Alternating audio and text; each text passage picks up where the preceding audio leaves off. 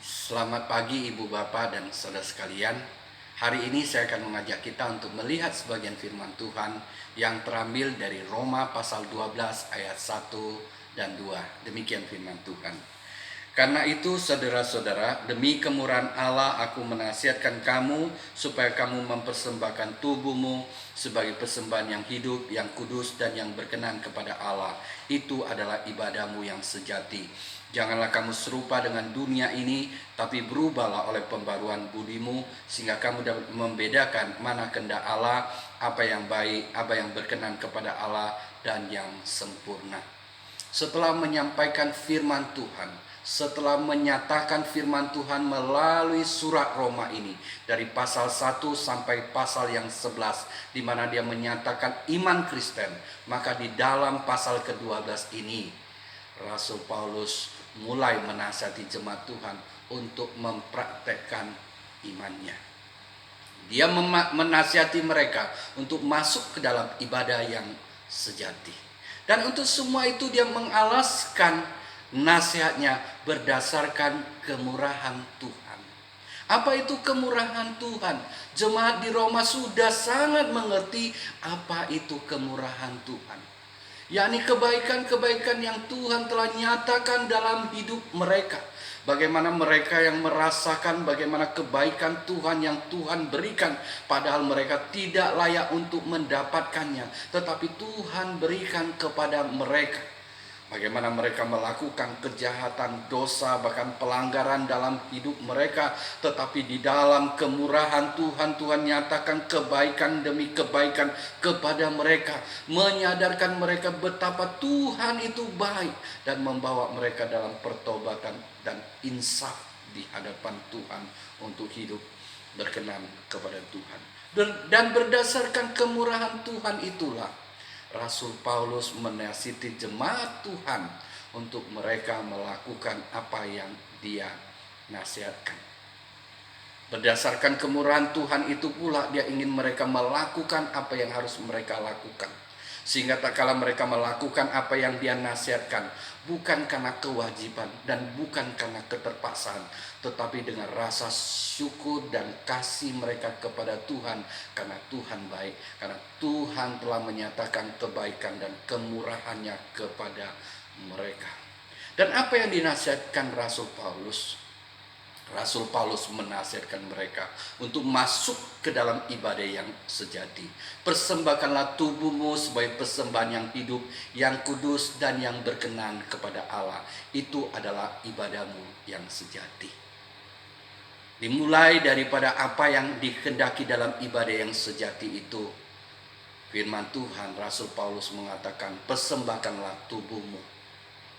Tak kala dia mengatakan persembahkanlah tubuhmu, mungkin ini mengejutkan dunia pada masa itu. Karena pada masa itu dunia sedang dipengaruhi oleh pengaruh Helenisme. Di mana mereka mengatakan bahwa tubuh ini jahat, tubuh ini kotor, tubuh ini najis.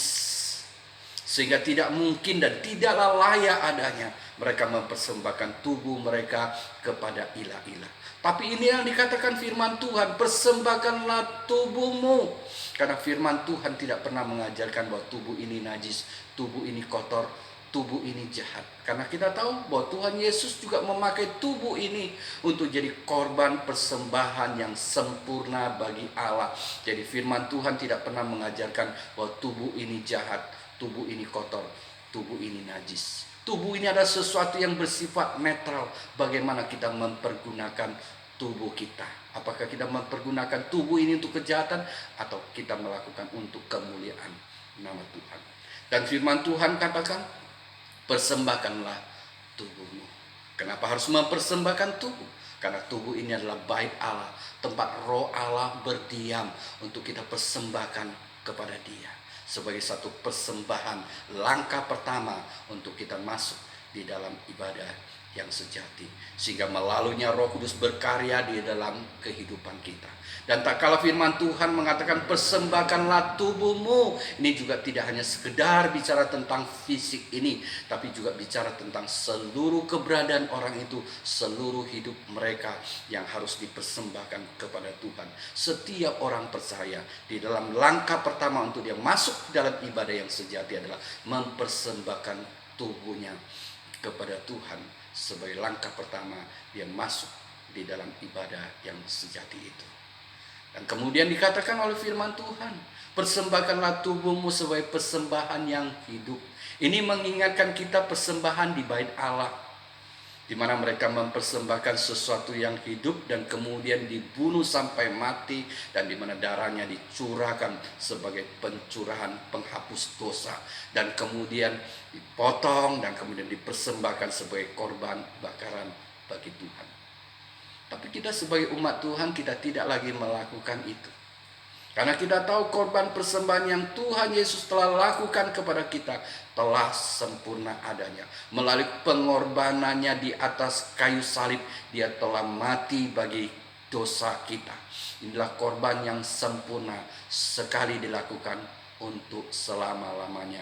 Jadi kita orang-orang percaya, kita tidak perlu lagi mempersembahkan korban kepada Tuhan dalam bentuk seperti itu. Tapi kita perlu memberikan korban, satu persembahan, yaitu tubuh kita sebagai satu persembahan yang hidup. Karena dengan persembahan tubuh yang mati kita tidak dapat berbuat apa-apa. Tapi dengan persembahan korban yang hidup kita bisa berbuat bagi Tuhan untuk kemuliaan Tuhan. Kita dapat mempergunakan anggota, kita dapat mempergunakan hidup kita untuk di mana Tuhan ditinggikan, Tuhan dimuliakan. Ada jiwa yang kita boleh bawa datang kepada Tuhan, percaya kepada Tuhan. Dan mempersembahkan tubuh yang hidup juga ingin mengingatkan kita sebagai anak-anak Tuhan. Kita juga harus bagaimana menjaga tubuh kita menjadi tetap sehat, supaya melalui tubuh yang sehat ini kita dapat memuliakan Tuhan. Bagaimana kita menjaga tubuh ini dengan baik. Dan firman Tuhan selanjutnya juga mengatakan persembahkanlah tubuhmu sebagai persembahan yang kudus. Sebab Allah kita adalah kudus adanya. Oleh sebab itu apa yang kita persembahkan kepada Dia juga harus kudus adanya. Jadi kita juga harus mempersembahkan hidup kita sebagai satu persembahan yang kudus kepada Tuhan. Untuk kita mempersembahkan hidup yang kudus kepada Tuhan, tentu kita harus jaga dengan hati-hati apa yang kita lihat, apa yang kita dengar. Kita harus hati-hati untuk hal itu. Karena apa yang kita dengar, apa yang kita lihat itu dapat mempengaruhi pikiran kita. Dan pikiran kita dapat mempengaruhi hati kita, bagaimana terbentuk hidup kita. Firman Tuhan mengajak kita untuk mempersembahkan tubuh yang kudus sebagai sesuatu yang indah di hadapan Tuhan. Karena Allah itu kudus, oleh sebab itu Dia menginginkan hidup kita juga kudus di hadapannya. Jangan sepelekan dengan apa yang kita lihat, jangan sepelekan dengan apa yang kita dengar. Seringkali ada orang tanpa sadar menganggap remeh apa yang dia lihat, apa yang dia dengar. Karena dia menganggap dia sudah sangat rohani, sudah sangat baik kehidupannya di dalam Tuhan. Saya jadi ingat ada seorang hamba Tuhan yang masih muda. Dia menceritakan waktu dia masih muda, dia pelayanan di antara remaja-remaja, dan remaja-remaja sangat menyenangi pelayanannya. Mereka sering datang berkunjung dan berbincang-bincang dengan dia. Dan suatu ketika dia mengatakan, entah dimulai sejak kapan, dia mulai tidak lagi membatasi matanya melihat.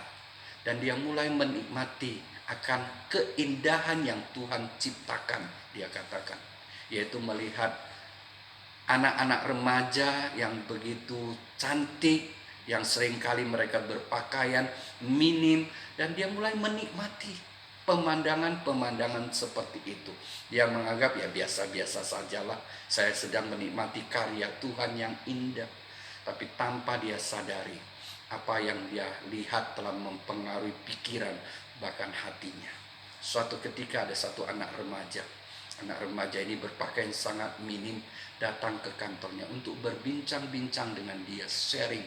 Dan pada saat sedang berbincang-bincang, dia melihat ada gejolak-gejolak yang luar biasa di dalam hati, di dalam pikirannya sebagai anak muda. Dan dia tahu jika dia bertahan di situ, dia bisa tidak tahan menghadapi godaan itu. Dan dia segera meninggalkan kantor itu, dia lari meninggalkan tempat itu. Dan dia katakan dia harus diterapi selama 2 tahun untuk melepaskan pemikiran-pemikiran yang kotor di dalam pikiran dan hatinya. Oleh sebab itu kita sebagai anak Tuhan kita harus hati-hati dengan apa yang kita pikirkan, apa yang kita lihat, apa yang kita dengar. Itu bisa mempengaruhi pikiran dan hati kita. Oleh sebab itu, untuk menjaga kekudusan dalam hidup kita, kita harus senantiasa mengandalkan Roh Kudus untuk kita berhati-hati terhadap apa yang kita dengar, apa yang kita lihat, apa yang kita pikirkan, bahkan di dalam hati kita. Dan yang ketiga, firman Tuhan katakan, persembahkanlah tubuhmu sebagai sesuatu yang berkenan kepada Tuhan. Bagaimana Tuhan menghendaki kita hidup berkenan dan menyenangkan hati Tuhan. Bagaimana melalui hidup yang kita persembahkan kepada Dia, yaitu tubuh yang berkenan pada Dia, yaitu seluruh keberadaan kita. Dimana melalui kehidupan kita, kita berkenan dan menyenangkan hati Tuhan. Tapi kadang-kadang orang tak kala dibicarakan tentang berkenan pada Tuhan, mereka punya konsep yang tidak seimbang. Saya pernah mendengar maksud saya, bagaimana ada seorang anak Tuhan mempunyai konsep yang tidak seimbang pengertian tentang berkenan pada Tuhan. Dia menganggap kalau urusan dengan gereja adalah urusan untuk berkenan pada Tuhan. Berhubungan dengan hamba Tuhan adalah hubungan dengan berkenan pada Tuhan. Tapi keurusan dengan orang-orang di luar sana itu urusan pribadiku dengan mereka. Sehingga kalau urusannya dengan gereja dia bisa persembahkan dengan luar biasa, dengan jumlah yang sangat besar. Dengan hamba Tuhan dia bisa berkemurahan sedemikian rupa, sehingga hamba-hamba Tuhan pun bisa senang dengan apa yang dia berikan, dengan apa yang dia perbuat. Tapi apa yang dia lakukan dengan karyawannya? Karyawannya justru mengenal dia sebagai bos yang pelit, bos yang sangat menekan karyawannya, yang memberikan gaji yang sangat kecil tapi mengharapkan mereka bekerja dengan sangat maksimal. Dan kalau cara hidupnya seperti ini, tentu hidupnya sangat tidak bisa memuliakan Tuhan, tidak berkenan di hadapan Tuhan. Jadi berkenan pada Tuhan, bagaimana dia boleh pakai hidupnya, bagaimana dengan firman Tuhan. Dia membentuk hidupnya seturut dengan apa yang Tuhan kehendaki melalui firman-Nya. Dan dia bagaimana berkenan pada Tuhan. Dan dia harus belajar kembali apa yang difirmankan oleh Tuhan. Dan lebih jauh lagi daripada itu, di dalam memasuki ibadah yang sejati, firman Tuhan katakan, janganlah engkau serupa dengan dunia ini, tetapi berubahlah oleh pembaruan budimu, sehingga engkau dapat membedakan kehendak Allah, apa yang baik, apa yang berkenan kepada Allah, dan yang sempurna. Janganlah engkau serupa dengan dunia ini, firman Tuhan katakan. Ini bukan berarti kita diajak untuk menjauhi dunia, di mana kita sembunyi di rumah, di gereja, dan menjauhi pergaulan-pergaulan di luar. Dan kalau kita lakukan itu, kita tidak mungkin menjadi terang dan garam di tengah dunia ini. Tapi firman Tuhan katakan, janganlah engkau serupa dengan dunia ini. Bicara tentang pola hidup yang ada di dalam dunia ini, yang kita harus jauhkan dalam hidup kita. Ada pola-pola pemikiran dunia ini yang harus kita jauhkan dalam hidup kita, yang cenderung membawa kehidupan kita di dalam dosa. Tapi firman Tuhan katakan, berubahlah. Berubah. Firman Tuhan mengajak kita untuk berubah. Berubah berdasarkan apa? Firman Tuhan katakan, berubah oleh pembaruan budimu. Berubah oleh pembaruan budimu. Berubah oleh pembaruan akal budimu. Kapan itu terjadi? Apakah dengan kekuatan dan kemampuan kita melakukan pembaruan, perubahan pembaruan ini? Itu tidak mungkin. Dengan karya dosa yang luar biasa dalam hidup manusia, manusia tidak dapat melepaskan dari jerat-jerat dosa yang terlalu banyak itu.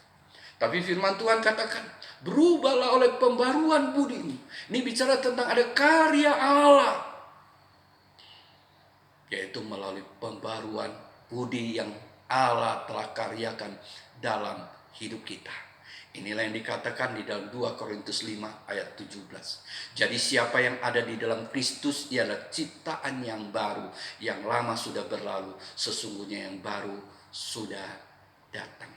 Di mana Allah melalui karya Roh Kudus di dalam hidup kita, tak kalah kita percaya kepada Yesus, di mana Dia telah mengkaryakan hal yang baru dalam hidup kita melalui kelahiran baru, melalui kelahiran kembali yang dikatakan kepada Nikodemus. Kapan itu dimulai? Tak kala kita sungguh-sungguh percaya kepada Yesus Kristus yang adalah juru selamat kita, yang telah menyelamatkan kita melalui kematiannya di atas kayu salib. Dan mulai dari pembaruan yang dikaryakan Roh Kudus itulah firman Tuhan katakan berubahlah. Dengan kata lain, tapaknya sudah diberikan, landasannya sudah diberikan. Dengan landasan yang Tuhan telah karyakan dalam hidupmu, dari sanalah engkau mulai berubah. Dari seekor ulat berubah menjadi seekor kepompong. Dari seekor kepompong berubah menjadi seekor kupu-kupu yang indah, yang cantik, yang boleh memuliakan nama Tuhan. Pembaruan itu harus dimulai dari karya Roh Kudus. Dengan demikian, dengan dasar itulah kita terus berubah, sehingga perubahan kita ini boleh menjadi perubahan yang dikehendaki oleh Tuhan. Tapi perubahan itu harus dimulai dari hati dan hidup kita. Dimulai dari kehidupan kita. Jangan kembali lagi dalam kehidupan yang lama. Jauhkan kehidupan lama, pola pikir yang lama. Dimana kita harus tinggalkan itu dan mulai dari pola yang baru yang Tuhan telah karyakan melalui karyanya. Tak kala kita dijadikan baru, kita mulai berubah dari sana, sehingga apa yang kita jalani dalam hidup kita boleh diberkenan dan menyenangkan hati Tuhan. Sehingga kita tahu kehendak Allah, kita dapat membedakan kehendak Allah, apa yang baik, apa yang berkenan kepada Allah, dan yang sempurna. Apa yang baik? Bicara tentang yang baik. Ada satu masa kekristenan Protestan begitu menekankan tentang anugerah Tuhan, bahwa kita diselamatkan oleh kasih karunia Tuhan, semata-mata karena kasih karunia Tuhan. Tidak ada perbuatan baik yang dapat menyelamatkan seseorang. Itu benar. Tetapi karena terlalu banyak menekankan hal ini, lupa untuk mengajak jemaat Tuhan untuk melakukan hal yang baik dalam hidup mereka. Sehingga ada satu masa kekristenan, khususnya kekristenan Protestan, begitu mengagungkan hal itu, lupa mengajarkan kebaikan, sehingga hiduplah satu kehidupan yang tidak mempermuliakan nama Tuhan, di mana kehidupan mereka jauh dari apa yang disebut perbuatan baik.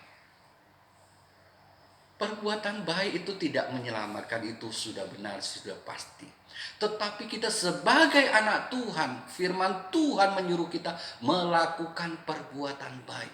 Kita melakukan perbuatan baik bukan untuk menyelamatkan atau mendapatkan keselamatan, tetapi kita melakukan perbuatan baik itu karena perintah Tuhan. Kita melakukan perbuatan baik karena itu berkenan dan menyenangkan hati Tuhan, sehingga kita harus melakukannya dalam hidup kita.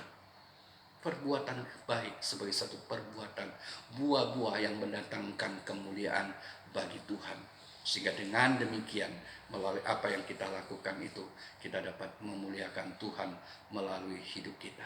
Dan firman Tuhan katakan, kita dapat membedakan kehendak Allah, sehingga kita tahu apa yang baik dan berkenan pada Tuhan. Kita tahu apa yang berkenan kepada Tuhan, masuk dalam hidup yang berkenan pada Tuhan. Hidup yang semakin hari semakin meninggikan Dia dalam hidup kita. Kita menyenangkan hati Tuhan. Ada pola-pola pikir yang selalu ingin dan rindu untuk memuliakan Tuhan, berkenan pada Tuhan. Seringkali dalam hal-hal yang kecil kita belajar untuk berkenan dan menyenangkan hati Tuhan. Ambil contoh misalnya soal memegang janji.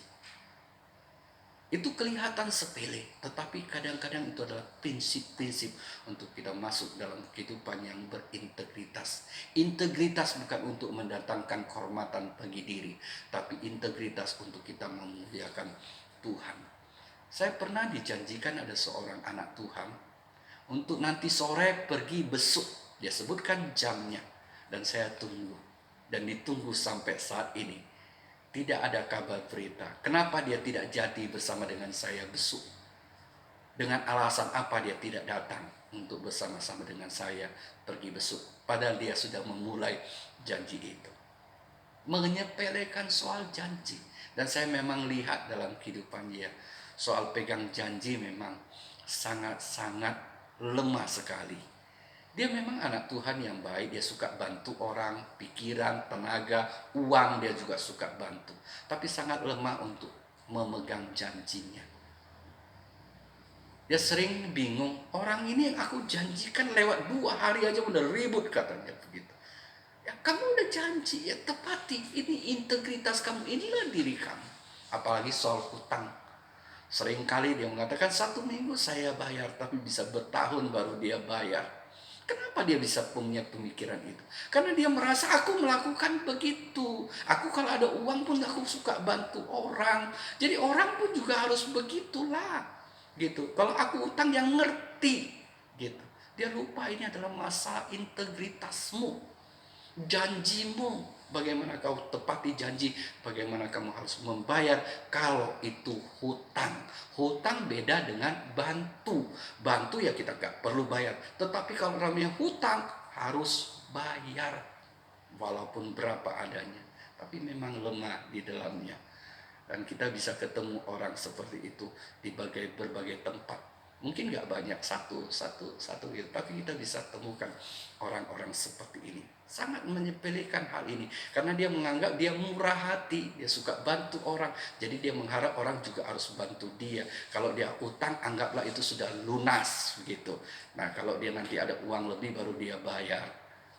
Tentu kita tidak boleh seperti itu. Bantu adalah bantu, hutang adalah hutang. Hutang harus dibayar. Kalau bantu itu adalah bagaimana kita menjadikan itu ada budi, ada balas. Ya begitulah. Jadi begitulah dia menjalani hidupnya. Jadi kalau begitu dia berpikirnya tentu itu tidak berkenan kepada Tuhan. Dan yang terakhir adalah bagaimana kita dapat membedakan, mencapai sasaran dalam kehidupan yang berkenan dan sempurna di hadapan Tuhan. Sampai kita mati kita tidak akan menjadi sempurna. Paulus pun juga mengatakan gitu, seperti itu dalam Filipi 3 ayat 13, 14, 15. Tapi dia berusaha mengejarnya seolah-olah dia mendapatkannya. Dia melupakan apa yang di belakangnya dan mencapai sasaran untuk menuju kepada apa yang dapat memuliakan Tuhan. Biarlah dalam kehidupan kita masuk di dalam kehidupan seperti itu. Bukan karena kewajiban, bukan karena paksaan, tetapi sebagai satu hati yang rindu menyenangkan hati dan memuliakan Tuhan, menyenangkan hati Tuhan, karena kita sudah mendapatkan kemurahan Tuhan yang luar biasa dalam kehidupan kita, sehingga kita melakukannya dengan rasa syukur dan kasih kepada Dia. Ada kehidupan, kerinduan untuk memuliakan Dia. Jadi dari semua itu kita melihat bahwa ibadah yang sejati adalah bicara tentang seluruh kehidupan kita yang kita persembahkan bagi Tuhan untuk memuliakan nama Tuhan, untuk meninggikan Dia, melayani Dia dengan apa yang kita dapat pakai melalui hidup kita. Amin. Kita berdoa. Tuhan Yesus Kristus, terima kasih Tuhan untuk firman Tuhan yang telah disampaikan. Biarlah Engkau berbicara lebih dalam, lebih luas di dalam setiap kami Tuhan. Jadilah kami menjadi pendengar yang baik, lebih daripada itu jadilah kami pelaku firman Tuhan yang baik. Inilah doa kami Tuhan, yang kami alaskannya di dalam nama Tuhan Yesus Kristus. Amin.